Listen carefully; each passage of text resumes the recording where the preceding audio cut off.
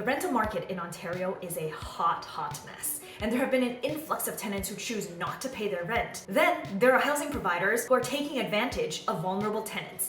In either case, it is not okay. Let me break down some of the common things both sides should know about your rights and responsibilities. Number one, for fixed term leases where parties sign for, say, 4 months or 1 year, the tenancy doesn't expire just because the period has ended.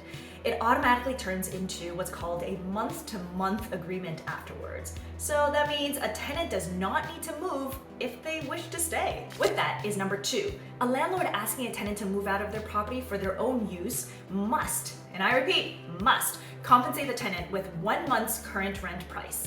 Landlord also must give tenants a minimum of 60 days to prepare and give the tenants the reason for eviction with a formal paper or electronic notice called the N12. Number three, if the tenant believes the landlord has done it in bad faith, such as forcing the tenant to move out so that they could rent it at a higher price within a year's time, I know it's super shady, but it happens all the time. Then if that happens, this tenant can then take the landlord to the Landlord and Tenant Board, which is in this case Ontario's court that hears about residential disputes.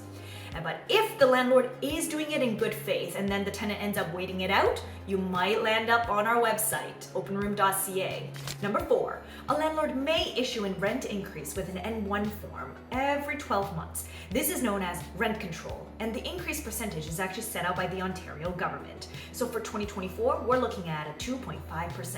All right, I hear you landlord listeners. Let's just not talk about the inflation percentage compared to the rent increase percentage right now. Anyhow, unless the residential rental unit is a new building or it was an addition to the unit where it was first occupied for residential purposes after November 15, 2018, the landlord needs to get the okay from the Landlord and Tenant Board before they can issue an increase above the guideline. Number five, say you're now looking for a brand new unit. A landlord can require you to give your driver's license or a photo ID upon applying to a rental unit.